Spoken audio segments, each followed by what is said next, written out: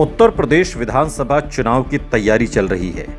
गठबंधन बनाए जा रहे हैं और पुराने गठबंधनों को दोबारा से मजबूत किया जा रहा है। लेकिन कुछ ऐसी पार्टियां भी हैं जो न इस तरफ हैं न उस तरफ, और ऐसी ही एक पार्टी है ऑल इंडिया मजलिस इत्तेहादुल मुस्लिमीन AIMIM असदुद्दीन ओवैसी की पार्टी, जो न BSP के साथ जा रही है और न ही समाजवादी पार्टी के साथ।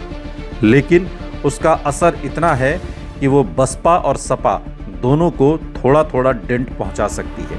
आज के इस वीडियो में हम समझने की कोशिश करेंगे वो कौन सी 10 विधानसभा सीटें हैं जहां AIMIM का इतना असर है कि वो समाजवादी पार्टी को नुकसान पहुंचा सकती है। सबसे पहले आपको 2022 की उन विधानसभा सीटों के बारे में बताएं जहां समाजवादी पार्टी AIMIM की वजह से सीट हारी थी।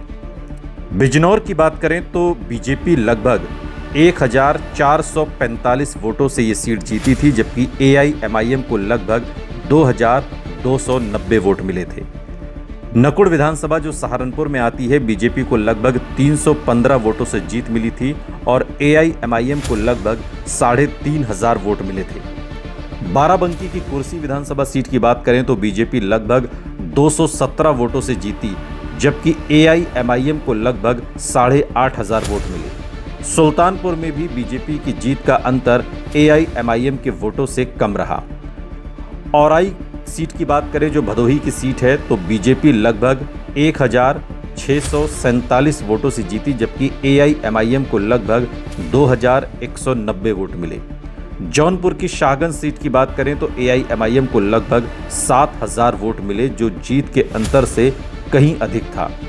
मुरादाबाद नगर की बात करें तो AIMIM का वोट जीत के अंतर से अधिक रहा, इसलिए इसे भी विश्लेषकों ने संभावित स्पॉइलर सीट माना है।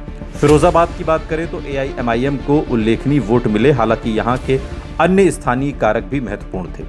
2027 में अब क्या हो सकता है, वो कौन सी 10 विधानसभा सीटें हैं जहां AIMIM इतने वोट हासिल कर सकती है कि समाजवादी पार्टी का खेल बिगड़ जाए। यदि AIMIM 2027 में इन इलाकों में सक्रिय अभियान चलाती है और मुस्लिम मतदाताओं का एक हिस्सा उसकी ओर जाता है, तो जो सीटें हैं जहां पर गणित गड़बड़ा सकता है उसमें बिजनौर, नकुड़, कुर्सी, सुल्तानपुर, औराई, शाहगंज, मुरादाबाद नगर, फिरोजाबाद, डुमरियागंज, मुस्लिम आबादी और त्रिकोणी मुकाबले की यहाँ भी संभावना है। ठाकुर द्वारा अगर AIMIM सक्रिय रूप से चुनाव लड़ती है, इन सीटों पर मुस्लिम मतदाताओं की उल्लेखनीय संख्या है और कई जगहों पर मुकाबला पहले भी अपेक्षाकृत करीबी रहा है, इसलिए वोटों का छोटा सा विभाजन भी परिणाम को प्रभावित कर सकता है। लेकिन ये संभावना निश्चित परिणाम नहीं। उम्मीदवार गठबंधन, स्थानीय मुद्दे, मतदान प्रतिशत और चुनावी माहौल अंतिम परिणाम तय करेंगे। 2022 के चुनाव के बाद सोशल मीडिया पर यह दावा भी व्यापक रूप से वायरल हुआ था कि AIMIM ने बड़ी संख्या में सीटों पर सपा को हरवा दिया। लेकिन जो स्वतंत्र फैक्ट चेक और चुनावी विश्लेषणों ने बाद में स्पष्ट किया कि यह दावा बढ़ा चढ़ाकर पेश किया गया। कई करीबी मुकाबलों वाली सीटों पर AIMIM ने उम्मीदवार ही नहीं उतारा था, इसलिए हर सीट पर सपा की हार का कारण AIMIM को मानना भी तथ्यात्मक रूप से सही नहीं है।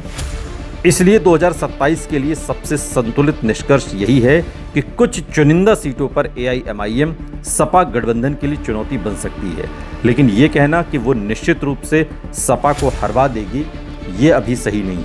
लेकिन कुछ सीटें ऐसी हैं जहां पर AIMIM समाजवादी पार्टी का खेल बिगाड़ सकती है।